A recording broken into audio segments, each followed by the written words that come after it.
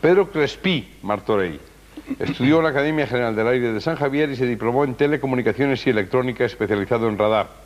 Diplomado en Criptología por el Ministerio de Defensa, fue jefe de Telecomunicaciones y Electrónica en el Escuadrón de Alerta y Control 7 en el Puigmayor, en Mallorca. Allí concibió la teoría que ha bautizado como de pluridimensiones, que pretende ser la clave para abrir las puertas del cosmos. ¿Qué es esto? Porque la mayor parte de los espectadores no lo han leído y seguro que conviene que lo sepan. Ya, además hacemos publicidad de paso de los... Bueno, se trata de explicar cosas que la ciencia actual no puede ni sabe. O sea que a través de las pantallas del radar se observan unos ecos, unas trazas, y algunas veces sí se sabe el origen o se sabe qué es.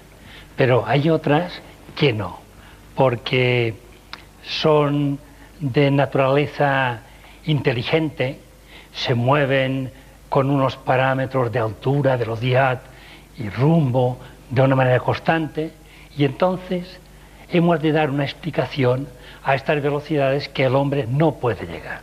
O sea, yo he presenciado, junto con mi equipo de trabajo, a través de las pantallas de radar, unos ecos que bajaban hasta el nivel del mar a velocidades que, como estaba a 45.000 metros de altura, y bajaban entre 3 segundos y a veces entre 5 segundos y volvían a subir, entonces ¿cómo pueden volar a 300.000 kilómetros por hora?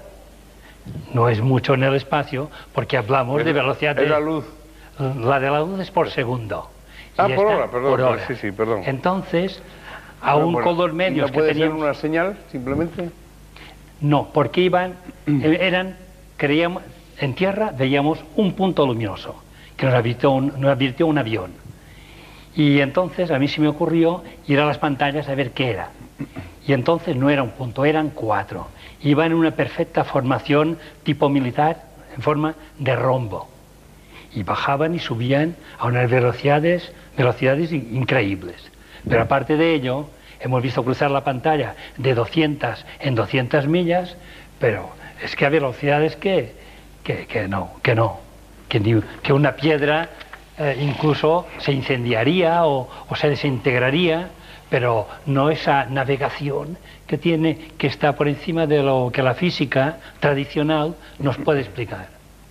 Y entonces, en la teoría de la pluralidad científica de las dimensiones, uso otros parámetros que ya usaron Planck y Newton y emplearon Einstein, y los uso y los desarrollo, y se ve en la práctica y en la demostración matemática de que tiene que ser así.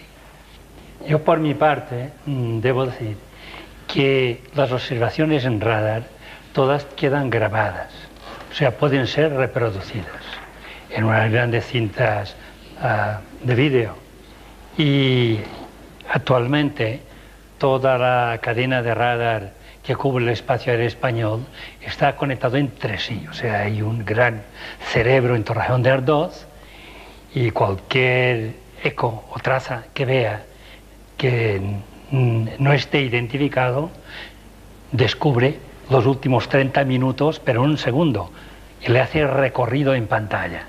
Pero es que además luego se puede reproducir.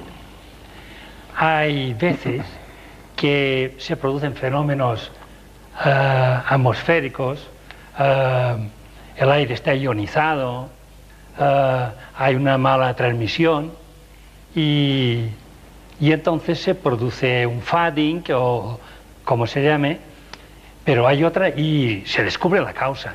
O sea, y hay congresos y se reúnen los oficiales, los jefes de electrónica de todos los radares de España, y allí discuten y plantean.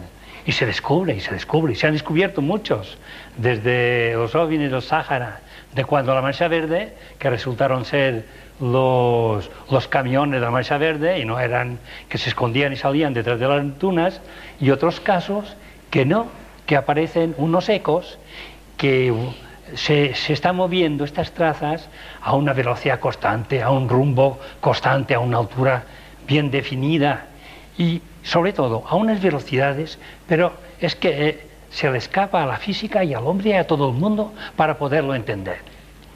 Y lo ve el piloto de un avión que iba de Barcelona a Palma, era un avión de Aviaco.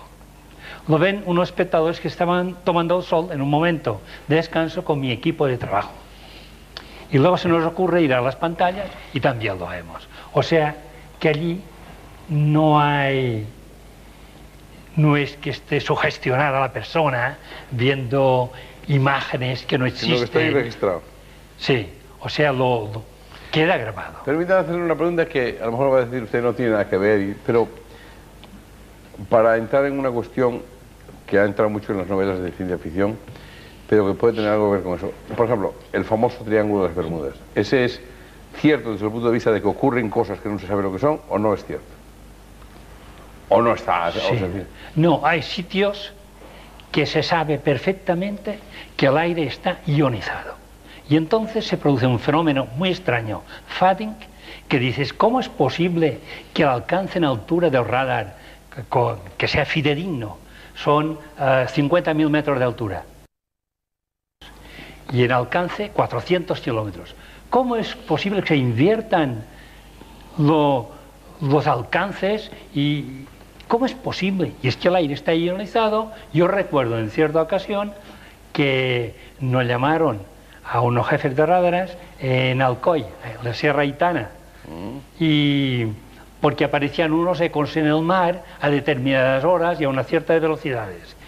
Y era un fading. No eran más que los coches estos que van a orilla del mar, por el Peñón de Ifás y Sierra y Peñón de Ifás, Altea, estos pueblos de la orilla del mar, que el aire estaba ionizado y entonces la imagen se producía a 15 millas de la orilla del mar.